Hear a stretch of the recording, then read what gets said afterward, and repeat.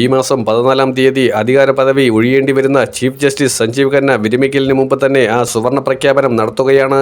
Indian മിലിറ്ററിയിലേക്ക് recruitment നടപടികൾ ത്വരിതപ്പെടുത്തേണ്ടതിന്റെ അനിവാര്യത chief justice വ്യക്തമാക്കിക്കൊണ്ടാണ് നിർണായകമായ ഒരു തീരുമാനം പുറപ്പെടുവിച്ചിരിക്കുന്നത്. സൈനികരിൽ താൽക്കാലികാടിസ്ഥാനത്തിൽ ജോലി ചെയ്യുന്നവരെ സ്ഥിരപ്പെടുത്തേണ്ടതിന്റെ അനിവാര്യതയും അതുപോലെ തന്നെ ഇന്ത്യൻ സൈന്യത്തിൽ പട്ടാളക്കാരുടെ അഭാവം എത്രയും പെട്ടെന്ന് പരിഹരിക്കേണ്ടതിന്റെ അനിവാര്യതയും സുപ്രീം കോടതി കൃത്യമായി ഇടപെടുന്നു.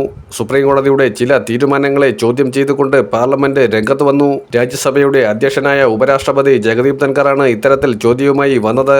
സുപ്രീം കോടതി ചില അന്വേഷണ കമ്മീഷനെ നിയോഗിക്കുന്നതും കൊളീജിയവുമായി ബന്ധപ്പെട്ട കാര്യത്തിലും എന്തുമാത്രം പ്രത്യാഘാതങ്ങൾ ഉണ്ട് എന്നുള്ളതാണ് അദ്ദേഹം പറഞ്ഞതെങ്കിൽ സഞ്ജീവ് ഖന്ന യശ്വന്ത് വർമ്മയുടെ വിഷയവുമായി ബന്ധപ്പെട്ട കാര്യത്തിൽ അദ്ദേഹം എടുത്ത നടപടി ശരിയാണ് എന്ന് എല്ലാ നേതാക്കൾക്കും സമ്മതിക്കേണ്ടി വരികയാണ്. സൈനിക റിക്രൂട്ട്മെന്റ് എത്രയും വേഗം നടപ്പിലാക്കാനുള്ള ഉത്തരവുമായി സഞ്ജീവ് ഖന്ന വരുമ്പോൾ വീണ്ടും ഇന്ത്യൻ ജനതയ്ക്ക് സുപ്രീം കോടതിയോടുള്ള ബഹുമാനവും ആദരവും 10 മടങ്ങ് വർദ്ധിക്കുകയാണ്.